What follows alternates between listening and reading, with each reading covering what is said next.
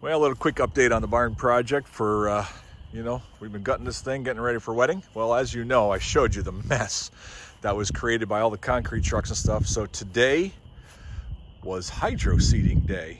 So we've got a week ahead where the temperatures in the high are going to be 60 to 70 degrees. Nighttime temperatures could be in the high 40s, low 50s, which is a little colder than what you want. But I'm running out of time because the wedding is quickly approaching. So we had the gentleman out today and spent a day myself grooming everything and getting it straight. If you remember, this is where a monster pile of dirt was. This was all mud and destroyed. And then two buddies of mine came out and helped me give a final rake. We've been having a ton of rain here in Northeast Pennsylvania. And so the rocks just kept springing up. They're like growing out of the mud, you know?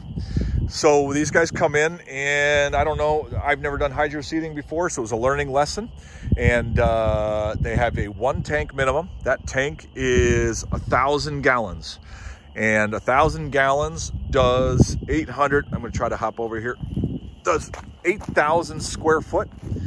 And they spray it out of a hose. Hose is about 150 foot long in this guy's rig, so they could reach that far.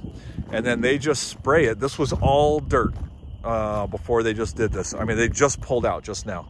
And I've got a stone drive coming up to the barn, and this is where they sprayed it all.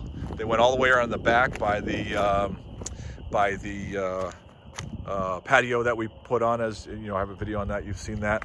And I had a hose ready because as they're spraying, it splatters up a little bit because it's coming out, you know, a 2-inch hose with good force.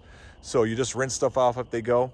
And they sprayed on the other side of the barn there as well. But what they told me just now was that with our temperatures, as long as it doesn't get washed away, and they said to take some straw and scatter it on. He said, you're gonna need more straw. I didn't know what to expect, so I bought 2 bales. He thought that was funny. But he said you could probably expect that you're gonna have some mowable grass, for me at least, in 3 weeks. And by middle of June, he said you should be really good by middle of June, and that's when the wedding is. So, but anyways, that's how hydroseeding works. This is what it looks like afterwards. And I'm gonna let that dry a little bit. I asked him if I could walk on it to spread that straw. He said, let it dry a little bit because it is like tacky.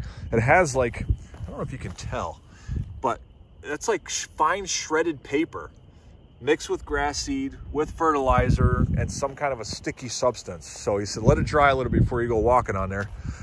I'm just hoping that doesn't bring rain before I get a chance to walk on there. So, but we shall see. All right.